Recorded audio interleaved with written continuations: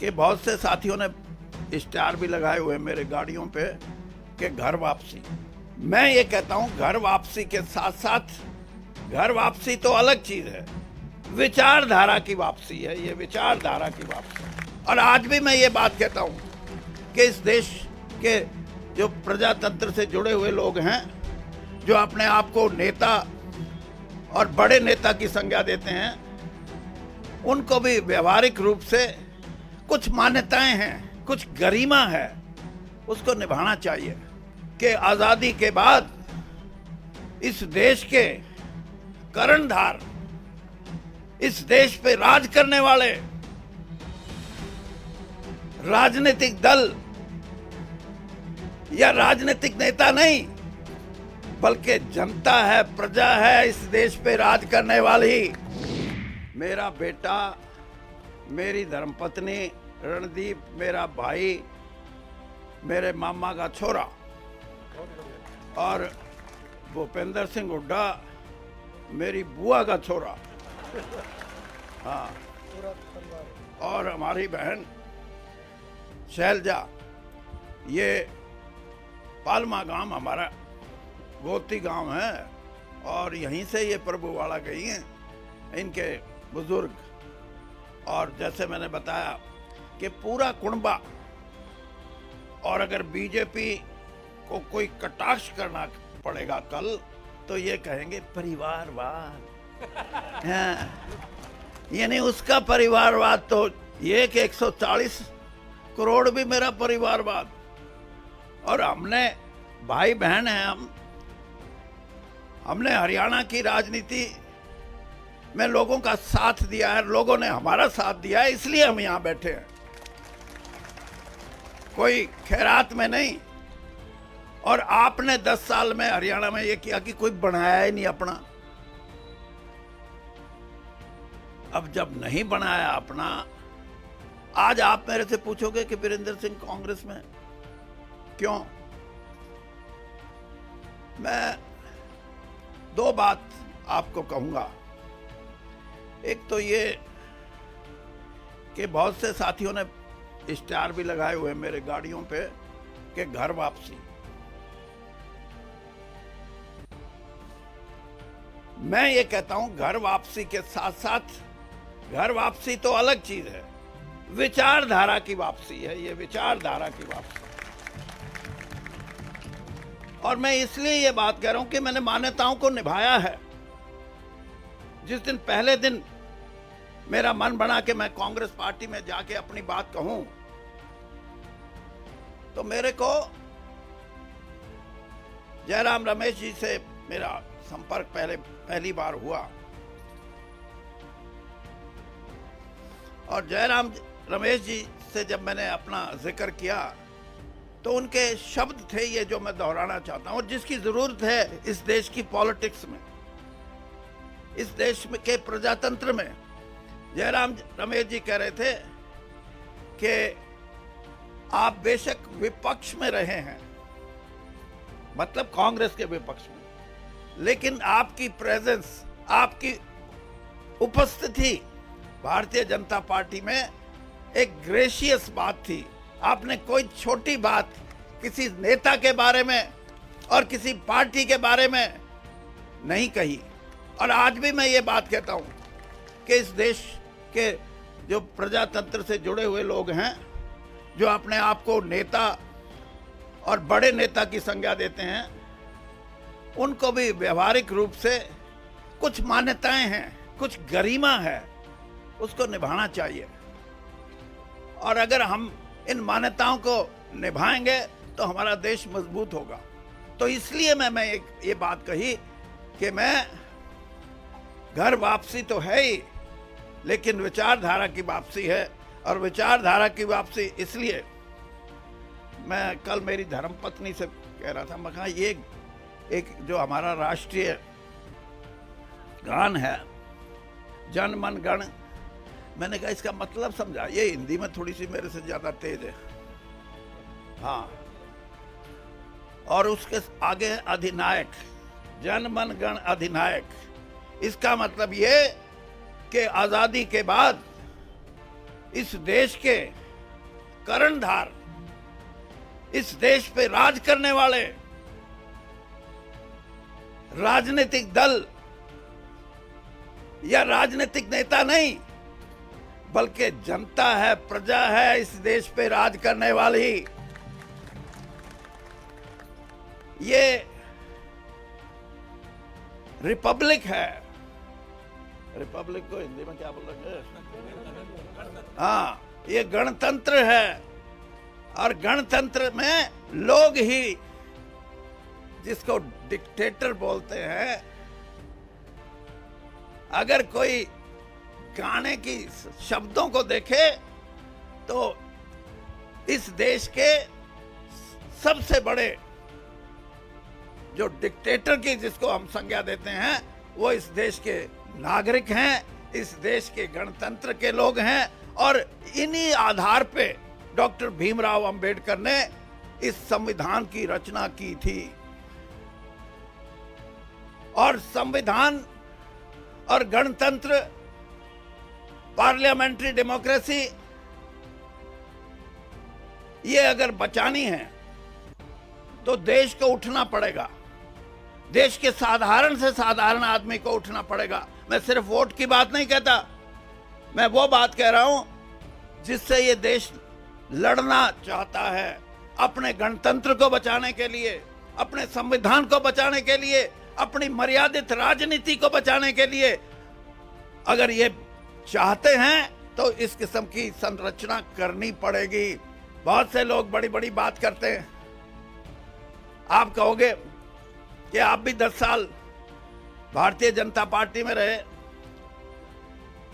मैं आपको सिर्फ इतना कहना चाहता हूं, जिस दिन मैं कांग्रेस से विदा लेके गया, मैं श्रीमती सोनिया गांधी से मिल के गया था। मैं उनसे क्षमा याचना करके गया था कि किसी कारणवश मुझे भारतीय जनता पार्टी में जाना पड़ रहा है। और जिस दिन इस देश के प्रधानमंत्री आदरणीय मोदी जी ने मुझे अपनी कैबिनेट में लिया, उससे 5 घंटे पहले मुझे बुला के कहने लगे कि वीरेंद्र सिंह जी, आपका राजनीतिक सफर। मैंने कहा जी, राजनीतिक सफर तो बहुत लंबा हो गया, 42 साल कांग्रेस में रहा हूं। और मैं आपको सिर्फ इतना बताना चाहता हूं कि मैं उन राजनेताओं या उन राजनीतिकों में नहीं हूं जो एक पार्टी छोड़ के दूसरी पार्टी में आके अपनी पैंठ जमाने के लिए दूसरी जिस पार्टी को छोड़ के आए उसके बारे में, उसके नेताओं के बारे में अपशब्दों का इस्तेमाल करें। मैं आपको भी ये कहना चाहता हूं कि मैं श्रीमती सोनिया गांधी से मिल के आया हूं, और जितना विश्वास और जितना आशीर्वाद राजीव गांधी जी ने और उसके बाद श्रीमती सोनिया गांधी ने मुझे दिया है, मेरे राजनीतिक जीवन में और दूसरा आदमी हो नहीं सकता। और इसलिए मैं आज भी ये बात कह रहा हूं कि मेरी कांग्रेस में वापसी, लेकिन मैं जिस पार्टी में 10 साल रहा हूं उसके लिए भी कभी घटिया बात नहीं करूंगा। इस राजनीति को बंद करना चाहिए। इस देश में जो घटिया बात करते हैं, जिनकी सोच इस बात से है कि हम अपने ऊपर वाले को खुश कैसे करें। मैंने ऊपर वालों को नाराज करके राजनीति की है। हाँ, और मैं ये देखता था कि मेरे को क्यों नहीं निकाल देते जल्दी। हाँ, जब मैं किसान के साथ खड़ा था, किसान भाई मेरे को आके, किसान यूनियन के संयुक्त किसान मोर्चा के भी कुछ साथी मेरे को आके बोलते थे कि भाई सरकार ने बात करनी बंद कर दी, वीरेंद्र सिंह आप हमारी बात सुनते हो, कम से कम इनसे बात कर लो, कुछ निपटारा हो जाए। निपटारे की मैंने कोशिश की और आखिर में ये बात आई, किसान यूनियन के भाइयों ने कहा कि कम से कम इतना तो करो जिसके बारे में भूपेंद्र सिंह हुड्डा भी हमेशा बात करते हैं। मैंने कहा बताओ। तो एमएसपी की बात जब हुई तो सरकार ने कहा नहीं। उसके बाद मैंने कहा और कुछ बताओ, तो उन हमारे जो किसान भाई आए थे आंदोलन में जो शामिल थे, उन्होंने कहा भाई इतना तो करा दो कि चाहे बाहर बेचो चाहे भीतर बेचो, एक बेंचमार्क जिसको बोलते हैं वो स्थापित कर दो, उससे कम हमारी जिनस नहीं बिकनी चाहिए। फिर हम बाहर भी बेच लेंगे, अंदर भी बेच लेंगे। मैं आपको ईमानदारी से बताता हूं, यही है जिसको मैं कहता हूं कि हमारी सोच, भारतीय जनता पार्टी की सोच और कांग्रेस की सोच में अंतर। जब मैंने ये सुझाव रखा किसान का कि वो ये कह रहा है कि बेंच मार्क तो बता दो कि इससे कम कोई नहीं खरीदेगा, चाहे बाहर हो चाहे भीतर हो।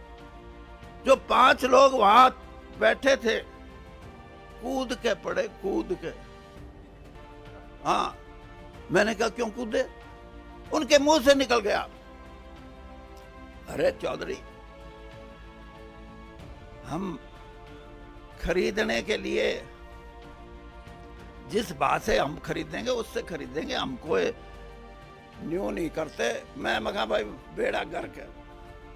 जिसने, हाँ, ये कोई इंसाफ नहीं है। और आज भी मैं इस बात को कहता हूं कि हमारे इकोनॉमिक रिफॉर्म्स हुए नरसिम्हा राव जी के समय से लेकर 33 साल 34 साल हो गए। क्या मिला है किसान को? क्या मिला है गरीब कमेरे वर्ग को? आज मैं कांग्रेस के मंच से ये बात कहता हूं कि इस देश की 70% आबादी जो अपना खून पसीना बहा के मेहनत करके कमाती है, चाहे वो किसान के खेत में और चाहे वो हमारा कमेरा वर्ग हो, उसको इंसाफ नहीं मिला। और उस इंसाफ के लिए हमारा जो घोषणा पत्र है, आज तो मेरा भी हो गया, कल तक तो नहीं था ना, जो हमारा घोषणा पत्र आया है उसके अंदर एक एक बिंदु मैंने देखा है। और उस बिंदु पे कई बार तो घोषणा पत्र आते हैं, बिंदु अटके के अटके रह जाते हैं, लेकिन अब की बार जिसने बिंदु बनाए हैं उन बिंदुओं पे राहुल गांधी जी की मोहर है, उनकी मोहर है।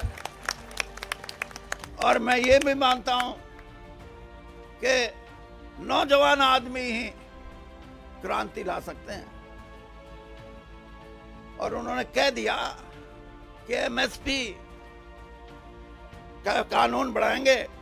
मेरा उनसे थोड़ा बहुत सूत बैठा तो मैं उन्होंने कहूंगा जी इतना बता दो कि किसान बाजा बाजा फिर कहा भाई मेरी गोद गर्म हो जाए, ये भी ठीक से चाहे। यही बात कमेरे वर्ग के लिए। तो ये जो वास्तविकता है, इससे भारतीय जनता पार्टी तो कोसों दूर है। और कोसों दूर इसलिए है कि उनका किसान प्रेम, उनका गरीब प्रेम मैंने बहुत नजदीक से देखा है। इसलिए कह सकता हूं मैं, प्रेम नाम की चीज नहीं है। ये जो सिनेमे देखो ना, इसमें जब रोए है ना, ये चाहे औरत रोए चाहे आदमी रोए, तो ऊं तो रोना क्या होगा, फोटो खिंचवानी है। एक कोई वो आती है दवाई ग्लिसरीन, वो ला दे, फिर तो इनका तो ग्लिसरीन ला ला कर रोए, ये गरीब के लिए और दूसरों के लिए। इनसे उम्मीद मत रखो। और मैं आपसे दावे से कहता हूं कि इस देश में करवट बदल रहा है मतदाता। 52 साल हो गए इस धंधे में, अच्छा ज्योतिषी बन सकता हूं मैं। हाँ, राजनीति का ये बदलाव है, ये राजनीतिक दल या राजनीतिक नेताओं की वजह से नहीं, ये इनके कुकर्मों की वजह से, इनकी गलत नीतियों की वजह से। और बदलेगा। और जब भी पलटा लगेगा, इस देश का मतदाता, इस देश का युवा, इस देश की हमारी बहनें ये लगाएंगी पलटा। और पलटा लगने को तैयार है। 1.5 महीने से मैं भी देख रहा हूं। और पलटा जब लगेगा, राहुल गांधी जी की बात करते हैं।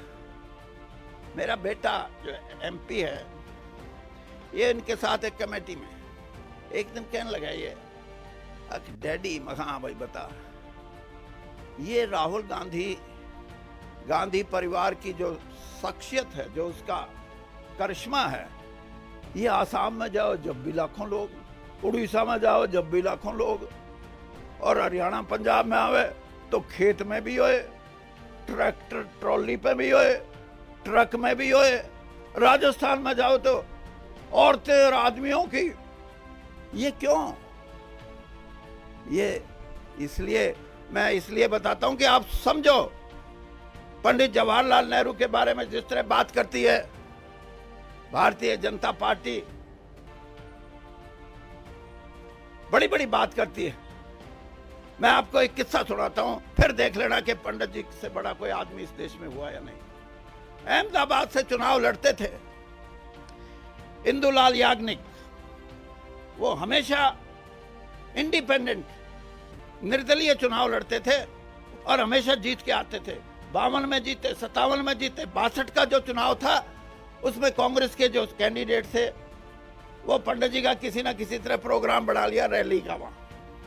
और जब वो अपना भाषण कर रहे थे तो उन्होंने स्टेज पे बैठे लोगों से पूछा, अहमदाबाद से अब कौन लड़ रहे हैं? तो स्टेज पे बैठे लोगों ने कहा, जी इंदुलाल याग्निक। देखिए महानता, राजनीति इन मूल्यों की होती है। पंडित जी ने उसी समय अपना भाषण बंद किया और कहा कि इंदुलाल याग्निक से अच्छा कोई आदमी नहीं हो सकता, सब इसको वोट देना, मुझे मेरी पार्टी की जरूरत नहीं। और यहां बड़ी बड़ी बात करते हैं।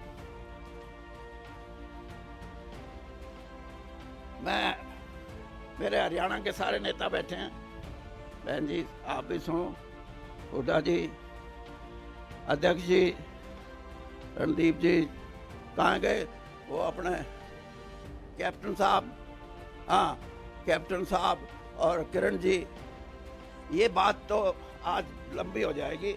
मेरे को 10 दिन में, 15 दिन में एक टाइम दे दो, 2-3 लाख लोग इकट्ठे करेंगे हम। करोगे ना? हाँ, उसे दिन इनका बोरिया बिस्तर बंद ना हो जाए तो मन ने पकड़ लियो